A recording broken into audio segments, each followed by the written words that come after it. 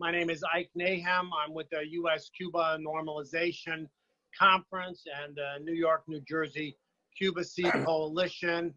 I'm a retired locomotive engineer for Amtrak and a member of the Teamsters Union, longtime anti-imperialist and socialist activist. I'm very happy to be here tonight and express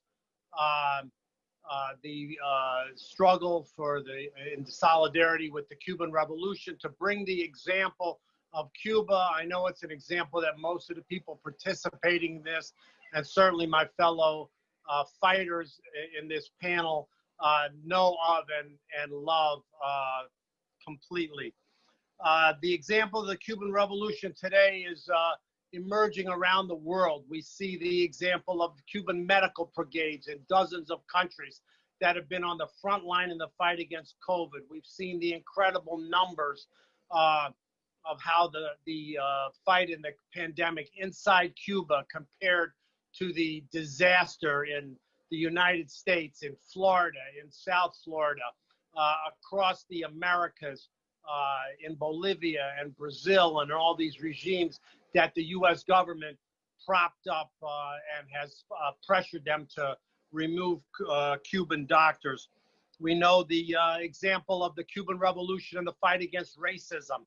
Our organization, I'm sure many of you saw the webinar that we organized, Why There Are No George Floyds in Cuba, and other speakers have alluded to the internationalist role which continues today around Cuban medical internationalism that goes back to the fight of Cuban internationalists that helped smash apartheid South Africa in past decades. So this is the example of the Cuban Revolution, and it's an example that has to be suppressed. And that's why we've seen a campaign by the U.S. government to try to slander Cuba's medical internationalism, and spearheaded by the Trump administration, but it's a bipartisan campaign. I'll follow up with another quote from the great Malcolm X in terms of a chicken cannot produce a duck egg. And this system sees and always has seen the Cuban Revolution as a threat. I don't want to take more of my time. I want to know that this struggle to smash the blockade is going to continue. Please go to our website, us-cubanormalization.org.